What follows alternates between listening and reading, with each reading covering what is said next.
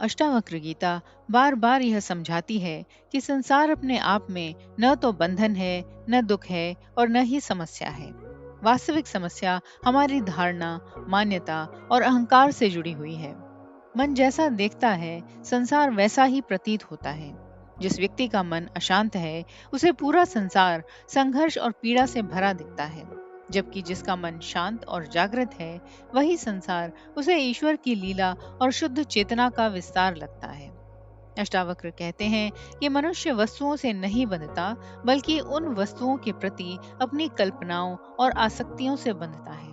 उदाहरण के लिए, धन स्वयं में समस्या नहीं है, लेकिन धन से ही मेरी पहचान है, यह धारणा दुख का कारण बन जाती है। संबंध भी बंधन नहीं है, परंतु यह व्यक्ति हमेशा मेरे अनुसार ही चले, यह अपेक्षा दुख को जन्म देती है। इस प्रकार बाहरी संसार नहीं, बल्कि भीतर की मानसिक पकड़ ही पीड़ा का मूल कारण है। अष्टावक्र गीता का सार यही है कि जब तक मन किसी वस्तु, व्यक्ति या परिस्थिति को मेरा और मैं से जोड़ता रहेगा, तब तक संसार बोझ लगेगा। अष्टावक्र गीता यह भी कहती है कि संसार एक प्रकार का मानसिक प्रक्षेपण है।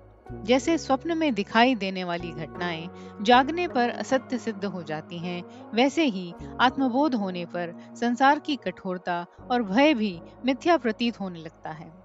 इसका अर्थ यह नहीं कि संसार अस्तित्वहीन है, बल्कि यह कि हमारी धारणाएं उसे वास्तविकता से अधिक महत्व दे देती हैं। हम किसी घटना को दुखद या सुखद इसलिए मानते हैं क्योंकि मन ने उसके बारे में एक निष्कर्ष बना लिया है।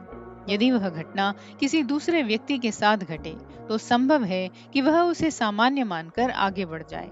इससे स्पष्ट होता है कि दुख घटना में नहीं, बल्कि उसकी व्याख्या में छिपा है। अष्टावक्र गीता में ज्ञानी पुरुष की स्थिति का वर्णन करते हुए कहा गया है कि संसार में रहते हुए भी भीतर से वह अछूता रहता है। उसका मन धारणाओं के जाल से मुक्त हो जाता है। वह जान लेता है कि आत्मा न कभी दुखी होती है, न प्रसन्न, न बंधती है, न मुक्त होती है। ये सब अवस्थाएं केवल मन की हैं। इसलिए ज्ञानी व्यक्ति संसार को बदलने का प्रयास नहीं करता, बल्कि अपनी दृष्टि को शुद्ध रखता है।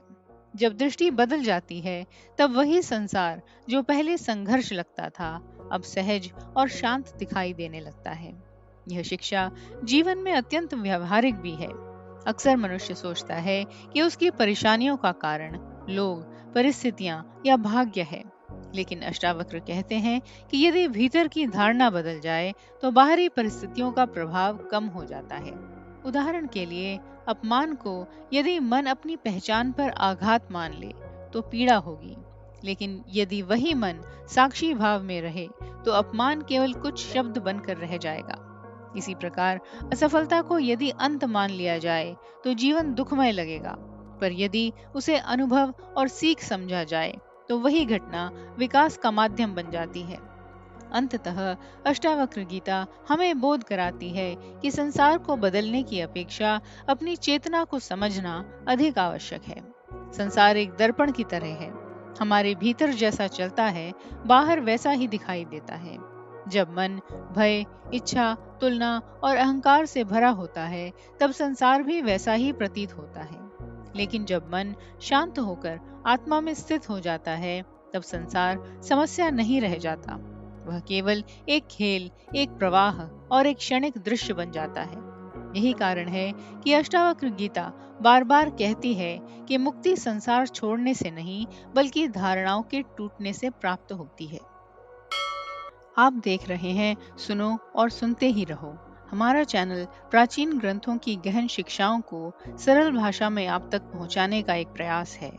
हमारे उत्साहवर्धन के लिए लाइक, शेयर, कमेंट और सब्सक्राइब जरूर करें। यदि आप इस मिशन में सहभागी बनना चाहते हैं, तो चैनल ज्वाइन करें और इस यात्रा में हमारे साथ चलें।